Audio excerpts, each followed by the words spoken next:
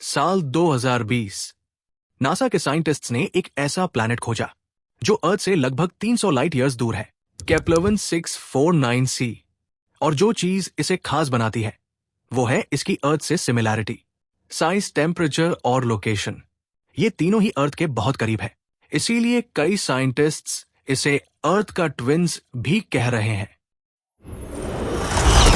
Kepler-1649c की कहानी शुरू होती है एक पावरफुल टेलीस्कोप से, केपलर स्पेस टेलीस्कोप, जिसे नासा ने 2009 में लॉन्च किया था। इस टेलीस्कोप का मिशन था ऐसे प्लैनेट्स को ढूंढना जो किसी स्टार के चारों ओर घूमते हों और जिन पर लाइफ पॉसिबल हो सकती है। केपलर टेलीस्कोप ने एक खास टेक्निक का इस्तेमाल किया जिसे कहते हैं ट्रांजिट मेथड। जब कोई प्लैनेट अपने स्टार के सामने से गुजरता है तो वो थोड़ी सी रोशनी को ब्लॉक कर देता है और टेलीस्कोप को लाइट में एक छोटा सा डिप दिखता है। यही डिप एक प्लैनेट की मौजूदगी का पहला सिग्नल होता है। लेकिन जब 2018 में केपलर टेलीस्कोप का मिशन पूरा हुआ तब नासा के पास लाखों लाइट कर्व्स थे जिनमें बहुत सारे प्लैनेट्स के सिग्नल्स छिपे हुए थे। Kepler-1649c भी उन्हीं में से एक था। लेकिन शुरुआत में कंप्यूटर एल्गोरिदम्स ने इसे मिस कर दिया था।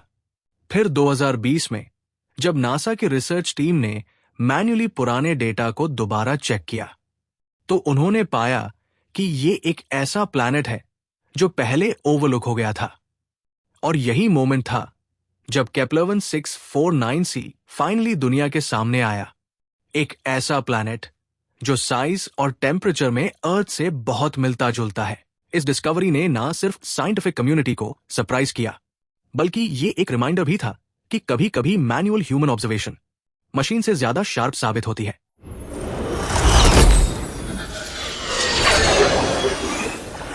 अब बात करते हैं Kepler-1649c की कोर जानकारी की, यानी इसके साइज, ऑर्बिट और स्टार सिस्टम के बारे में। सबसे पहले प्लैनेट का साइज। Kepler-1649c का साइज अर्थ के काफी करीब है।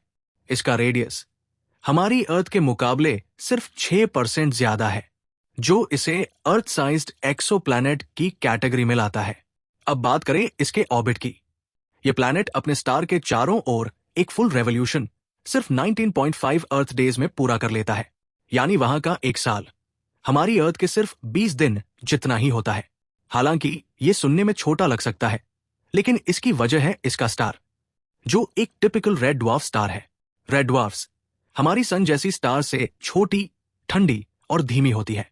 इसीलिए Kepler-1649c अपने स्टार के बहुत करीब रहकर भी एक मॉडरेट टेम्परेचर मेंटेन कर सकता है। और सबसे जरूरी बात, यह प्लैनेट उस रीजन में मौजूद है जिसे साइंटिस्ट्स कहते हैं हैबिटेबल जोन, या हिंदी में कहें तो जीवन योग्य क्षेत्र। यह वो दूरी होती है जहां टेम्परेचर ऐसा होता है कि पानी लिक्विड फॉर्म में रह सके। और जैसे ही कोई प्लैनेट इस जोन में आता है वो पॉसिबिलिटी के दरवाजे खोल देता है। तो क्या यहां पानी है और क्या यहां लाइफ हो सकती है? हालांकि हमें अभी इस बात की कोई डायरेक्ट कंफर्मेशन नहीं है, लेकिन सिर्फ इसका हैबिटेबल जोन में होना ही इसे रिसर्च के लिए सुपर इंपॉर्टेंट बना देता है। और यही वजह है कि Kepler-1649c को अर्थ का सबसे करीबी ट्विन कहा जा रहा है, कम से कम अभी तक की डिस्कवरीज में। अब सबसे बड़ा सवाल, क्या Kepler-1649c पर जीवन संभव है? यानी is there a possibility of life beyond earth? सबसे पहले देखते हैं उसके एटमॉस्फेयर की बात। फिलहाल हमारे पास कोई डायरेक्ट डेटा नहीं है जिससे हम ये कह सके कि वहां एटमॉस्फेयर है या नहीं। लेकिन अगर वहां एटमॉस्फेयर मौजूद है तो ये प्लैनेट अपनी सतह पर लिक्विड पानी को स्टेबल रख सकता है। और जैसा कि हम जानते हैं, पानी किसी भी लाइफ फॉर्म के लिए सबसे जरूरी कंपोनेंट है।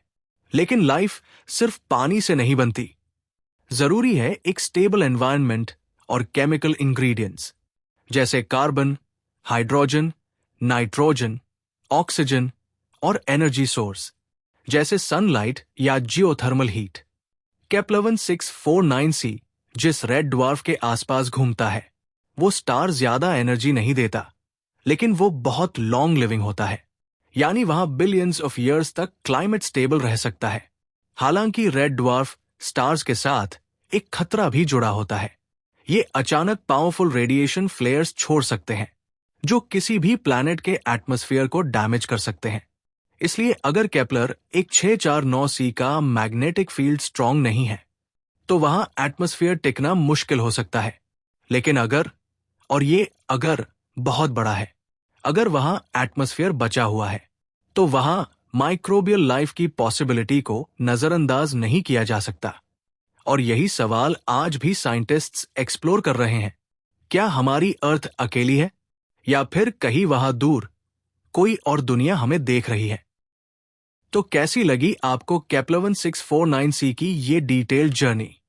अगर आप ऐसे और भी केपलर के डिस्कवरीज जानना चाहते हो तो नीचे कमेंट में जरूर बताना। और अगर आपको ये वीडियो इंटरेस्टिंग लगी तो एक लाइक, शेयर और सब्सक्राइब जरूर कर देना। कमेंट सेक्शन में ये भी बता देना कि क्या आपको ऐसी ही और डीप वीडियोस चाहिए, जैसे space, plane crashes, case studies या फिर सिविल इंजीनियरिंग से जुड़ी अनहर्ड स्टोरीज। आपके फीडबैक से ही हमें मोटिवेशन मिलता है, इसलिए कमेंट करना मत भूलना। Thank you so much for watching. मिलते हैं नेक्स्ट वीडियो में एक और थ्रिलिंग टॉपिक के साथ। तब तक जुड़े रहिए स्ट्रक्चरल डायनमो के साथ।